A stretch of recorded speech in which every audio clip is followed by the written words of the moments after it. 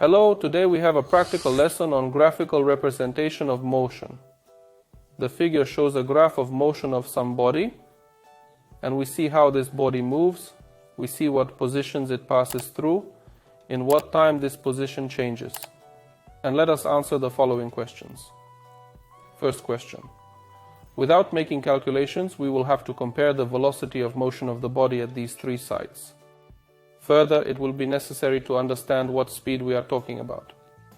We can talk about the traveling speed and also about the speed of displacement. That is, we must compare these three speeds with each other. That's the first task. The second task. We will need to determine the average speed of travel over a period of 5 seconds. Again, we're going to talk about two speeds. This is the average traveling speed and the average traveling speed. Let's start with the first task. We need to compare the traveling speeds at three sections A, B, and C and put certain signs between these three speeds. Let's write them out in this form for now. When we take the speed of travel into account, our main focus is on the distance covered during the journey.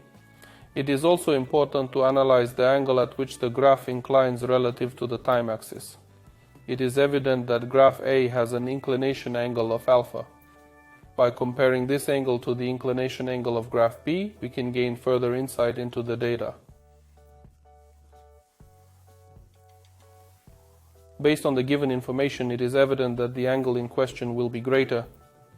As a result, we can assert that the velocity on plot B will exceed the velocity on plot A, thereby indicating a direction. Moreover, by considering the gamma angle formed by graph C with the time axis, it becomes apparent that angle B is the largest among the three angles, establishing that the velocity of B will be the greatest. Therefore, we can represent this information in the provided format. Now, in order to determine the velocity of the displacement, we can look at this angle of the graph, or we can determine it right here in this triangle as a cross triangle. They're going to be equal. And we can see that this angle lies already under the time axis. This indicates that the tangent of this angle will have a negative sign. That means that the velocity of displacement in this case will also be negative.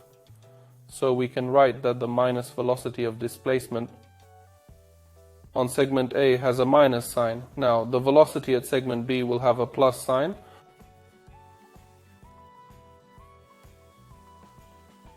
Because here we already have a positive tangent and the angle to the time axis is above this direction.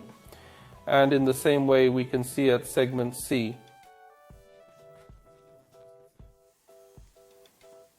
The velocity of displacement will also be negative. By magnitude we have already determined how modulo they relate to each other, and by signs we also already see where which sign of velocity will be present. We can also compare them with each other.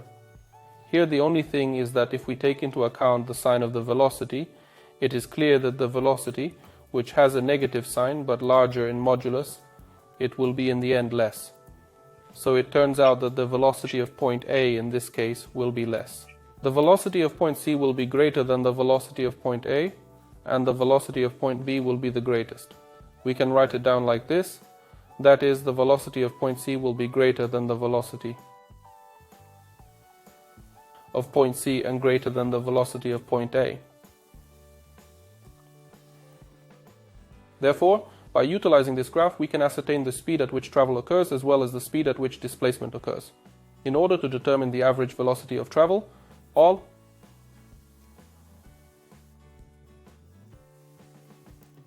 then for this purpose we must determine what path the body has traveled during all these three sections. In other words, to calculate the total of all the displacements made modulo.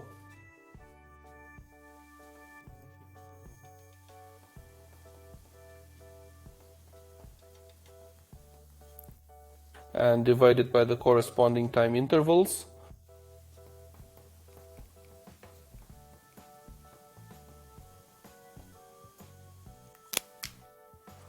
Let us see what dx1 is. We see that here the body has moved from coordinate 3 to coordinate I, i.e. the displacement is 2 meters. Then at plot B, from coordinate 2, the body has moved to coordinate 3, i.e. 2 meters. At plot C from coordinate 3 to coordinate 2, the body has moved, i.e. the displacement is 1 meter. And divided by the total time taken for all these displacements, we see that the total given time is 5 seconds. And we end up with an answer of 1 meter per second. That would be the average traveling speed. Now, if we want to find the average travel speed, we'll write it like this. Here we see that the initial position of the body is 3 meters, the final position is 2 meters, and the displacement of the body will be equal to the difference between the final position and the initial position of this body, and the time of this displacement is still 5 seconds. And then we get the answer -1 divided by 5, or -0.2 meters per second.